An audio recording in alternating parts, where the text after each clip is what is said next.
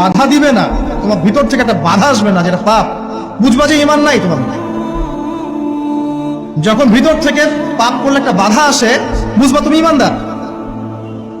মানে পাপ করলে যদি বাধা আসে ভিতর থেকে যে আমি একটা খারাপ কাজ করেছি, আল্লাহর কাছে আমাকে তওবা করতে হবে, ইস্তেগফার করতে হবে, তখন বুঝবেন যে আপনার ভিতর ঈমান আছে। এই জন্য আল্লাহ পাক আপনার মনের মধ্যে এই চিন্তা নিয়ে আসছেন। আলহামদুলিল্লাহ। যখন পাপ করতে করতে দেখবেন আপনার মনে কোনো ফিলিংসই নাই, তখন বুঝবেন যে আসলে আপনার ভিতর ঈমান আর কিছু বাকি নাই, যেটা আছে খালি ফসকার মতো, একটা নুক্তার মতো। তার মানে একজন লোক জানাকারী হতে পারে, সে যতই ভালো হোক, যদি সে মহিলার সাথে নীরবে সাক্ষাৎ করে বিবাহ বহির্ভূত সম্পর্ক, তাহলে আমরা ওকে জানি বলি। কি বলি? কি বলি? জানি। কি বলি? মানে জানাখোর। কি বলি? কিন্তু আফসোস, আজকে সমাজে মুসলিম এটা মেনে নিয়েছে যে লোকটা জানাকারী কিন্তু মুসলিম, লোকটা সুদখোর কিন্তু মুসলিম, লোকটা মদখোর কিন্তু মুসলিম, লোকটা উগ্র উচ্ছৃঙ্খল কিন্তু মুসলিম, লোকটা মিথ্যেবাদী কিন্তু মুসলিম, লোকটা জালেম কিন্তু মুসলিম। আফসোস, মুসলিমরা এটা তাদের মাথা থেকে বাদ দিয়ে দিয়েছে যে ঈমানের সঙ্গে সঙ্গে শিরিক করে মুশরিকও হয় মুসলমান। এখন বলবে পোশাক যার যার অধিকার, মাইয়ারা ছোট ছোট পোশাক পরবো, তোমরা কি, তোমরা সিরিয়াস হবা কেন? একটু ছোট পোশাক দেখলেই, আবার কেউ কেউ বলে আমগো জামার ফিতা দেখলেই তোমার যদি চেতনা দণ্ড দাঁড়ায় যায়, তাহলে তুমি নিজের চোখরে সামলাও, তুমি সিরিয়াস হও কেন? ভাবটা এমন, পোশাকের কোনো দোষ নাই, সব দোষ হলো পুরুষের চোখের, আর সব দোষ পুরুষের চেতনা দণ্ডের। যেটাকে অন্য ভাষায় বা অন্য উদাহরণ দিয়ে বলতে হবে, গোবরের মধ্যে কোনো গন্ধ নাই, হাগুর মধ্যে কোনো গন্ধ নাই, সব গন্ধ আপনার নাকে। আপনি বললেন এই এখানে গোবর পড়ে আছে, কি লাগে, পরিষ্কার কর, গন্ধ লাগে। এ বলবে আরে গোবরে গন্ধ থাকবে কেন, গোবর স্বাধীন, সে তার স্বাধীনতা ভোগ করছে, আপনি এখানে নাক গলানোর কে? আপনার নাকরে সামলান, বলে কিনা এরকম? একই টাইপের উদাহরণ এবং একই টাইপের দলিল দিবে। আমরা ছোট ছোট পোশাক পরছি, কি হয়েছে, তোমরা টাকাও কিনলে, নজরের হেফাজত রেখো। কেউ কেউ আরো অ্যাডভান্স কোরআনের আয়াত শুনে যায় যে সূরা নূরে আছে, আরবি তো বলতে পারে না, বাংলাটা বইলা দেয়, মুমিনদেরকে বলে দেন তারা যেন দৃষ্টিরে নামায় রাখে আর নিজেদের ডান্ডারে হেফাজত করে, বলে না এটা? আয়াতটাও শুনে দিবে। তো নিজে ঠিক হয়ে যাও তুমি, আমাদেরকে নিয়ে চিন্তা করার দরকার কি? তাহলে খুব স্বাধীন না, যে পোশাকের ব্যাপারে কোনো আপত্তি করতে পারবেন না, গ্রামে গঞ্জে মফস্বল এলাকায় যে পোশাক ইচ্ছা সে পোশাক পরে যাবে। এমনকি হাইকোর্ট থেকে পর্যন্ত এটা নিয়ে মন্তব্য করলো যে নরসিংদীর ঘটনায় যেই নারীকে জড়িয়ে পুরো মামলাটা দাঁড় করানো হয়েছে এবং একটা 60 বছরের বয়স্কা মহিলারে 2 মাস জেল খাটানো হয়েছে, এটা ঠিক হয় না, এটা ভুল হয়েছে। এই যুগের শ্রেষ্ঠ যুবক সে যে বলতে পারবে বুক ফুলিয়ে, বাবা মা আপনাদের যাকে মন চাই বিয়ে করান, আমি রাজি। ঠিক কিনা বলেন না? আমি মনে করি সে সমাজের শ্রেষ্ঠ যুবক বর্তমান সময়ে, যে তার বাবা মাকে এখতিয়ার দিতে পেরেছে, এই বাবা মাকে তাদের স্বাধীন ইচ্ছা দিতে পেরেছে যে আপনাদের যাকে মন চায় আপনি শাদী করাতে পারেন, আপনাদের কথা মতো আমি প্রস্তুত আছি। আমি বিশ্বাস করি ওই সংসারে সারা জীবন বাবা মার দোয়া থাকে। ইফতারির আগে যে দোয়া, ওইটা আল্লাহ ফিরায় না। ইফতারি করার আগ মুহূর্তে আমরা যে পেঁয়াজু, আলুর চপ, বেগুনি, হ্যাঁ, এগুলো খান আপনারা? রুয়াবজার শরবত খান নাকি? এই যে সাজায় রাখা হয় ডিজাইন করে, এইগুলো রেখে যখন দোয়া করেন, এই দোয়াটা আল্লাহ শুনে খুব। আল্লাহ বলে, কিরে ফেরেশতারা, ঘটনা কি? এত খাবার কেন? আল্লাহ রোজা রাখছে। কি চায়? আল্লাহ ক্ষমা চায়।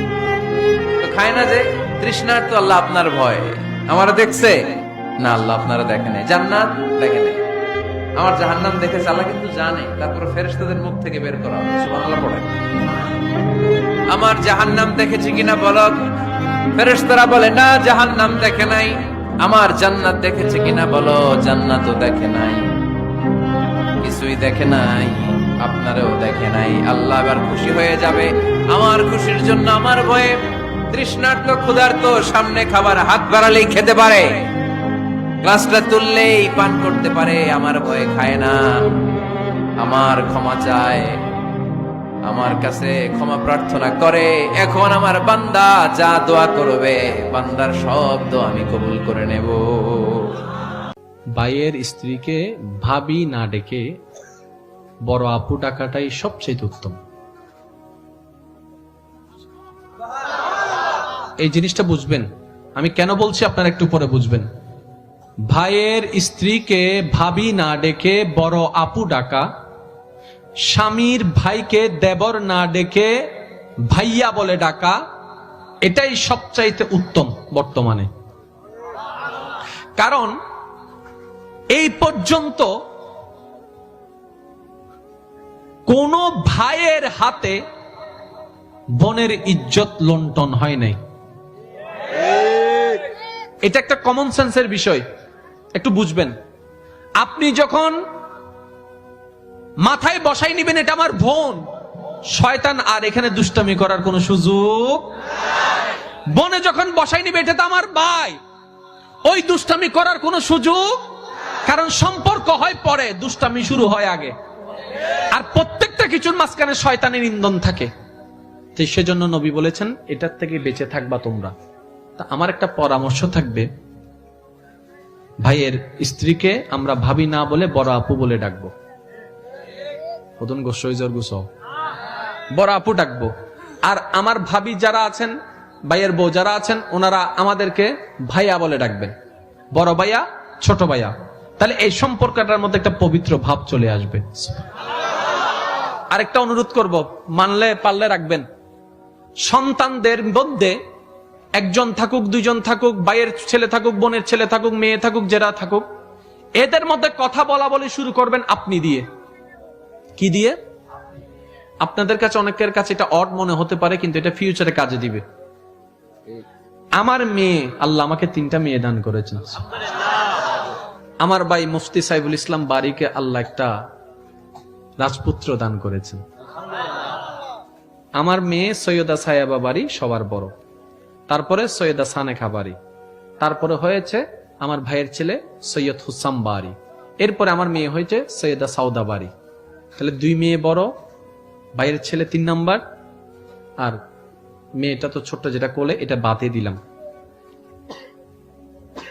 আমার বড় মেয়ে তার ছোট ভাইকে আপনি করে কথা বলে। আর মজার বিষয় কি জানেন? হোসাম বলে না, বড় ভাইয়া ডাকে। তো একদিন তারা যখন দুষ্টামি করছে, আমি তাকাই রইলাম, আমার মেয়ে ছোট ভাইকে ডাকতেছে, বড় ভাইয়া, বড় ভাইয়া। দেখি ও দৌড়াই আসছে, বয়সে ছোট কিন্তু ডাকালাম বড় ভাইয়া, বয়সে ছোট ডাকছে আপু। বড়জন মেজজনকে মেজ আপুটাকে, মেজজন বড়জনকে বড় আপুটাকে। এটা আজকে বুঝবেন না, যখন সম্পত্তির জন্য বড় হয়ে যাবে, 2-4টা সংসারে কথা চলে আসবে, ওই অভদ্রতা সম্পর্ক নষ্ট আর হবে না। কেন? যখন কারো জন্য মাথায় সম্মানবোধ শব্দ বসে যায়, তার সাথে আমরা বেয়াদবিও করতে পারি না, ঝগড়াও করতে পারি না, সম্পর্কটা সুন্দর হয়ে গেছে।